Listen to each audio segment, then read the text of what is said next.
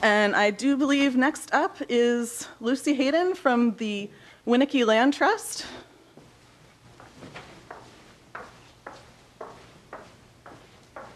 Hi, everyone. Winnicke, I don't know if you all know about Winnicke Land Trust, but we're based in Rhinebeck, and we protect open space and farmland in Northern Dutchess, primarily in Hyde Park, Red Hook, Rhinebeck, Tivoli, Milan, and Clinton. We do go beyond those borders occasionally, but it depends, but that's been our traditional focus. What I wanted to talk about with you, you're here to hear about conserving habitat and natural systems.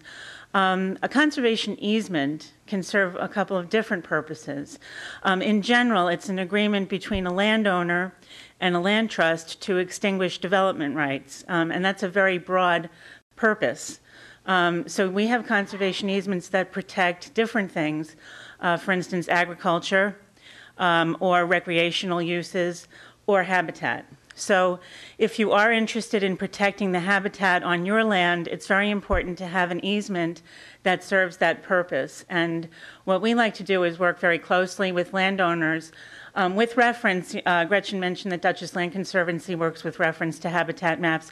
We also map all the resources on a property when we're looking at it and designing an easement, because it's very important to have a livable situation so that going forward, whether you're farming, whether you have horses, whether you have forested area, streams, that you can make use of your land in a sensible way and not feel constrained beyond reason, but yet maintain those resources that you want to protect.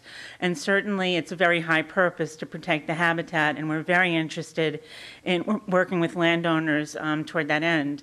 I was up early this morning. Sorry.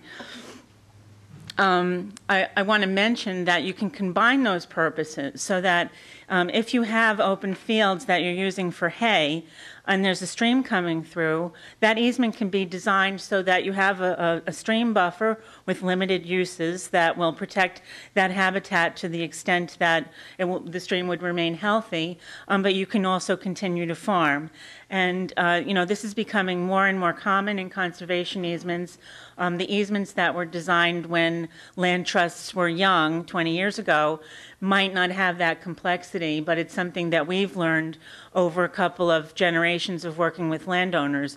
So you might see land that's under easement that, for instance, isn't being managed the way we might approach it now, and wonder why that is. And that's just because the land trust community has evolved, and we've learned a lot from people like Hudsonia and from farmers, on what will work for a landowner over time.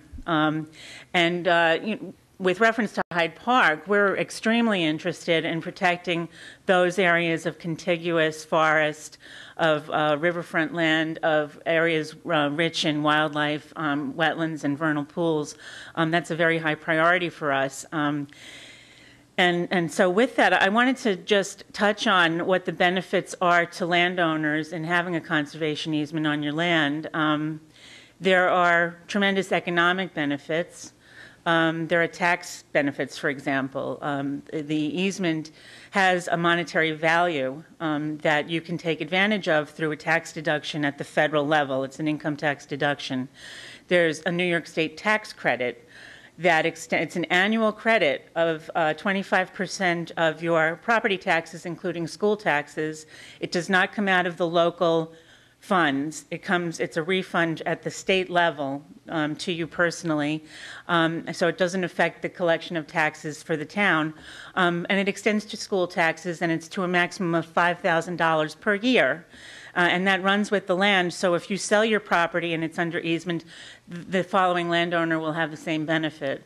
And there are also effects on your estate. If you have a farm, for instance, and you're worried about your inheritance taxes or death taxes, as they're sometimes called, this can have a beneficial effect on how you leave your estate to your heirs. So those are very straightforward. They can be explained by Winnicke. Just give me a call if you're interested in the details.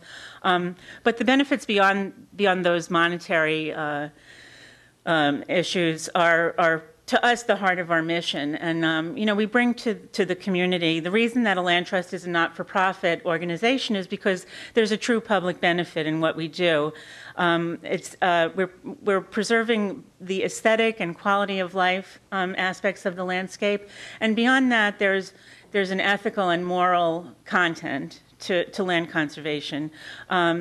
It's traditional for human beings to respect other forms of life. And I think it's rather a modern idea, very 20th century idea, to think that those things are less important than the needs of humans and building something new and spreading ourselves into those territories. So it's just something I want to touch on because I don't think it's actually in the public dialogue that much. And I don't think it's a very far out idea if you consider how long humans have been around and how long this attitude has been around, that it's completely legitimate to that humans come first and everything else can fall by the wayside. So I do want to touch on that because I don't know what motivates a private landowner in every case, but we certainly have wonderful easement landowners who care deeply about the natural environment, and they're a pleasure to work with. So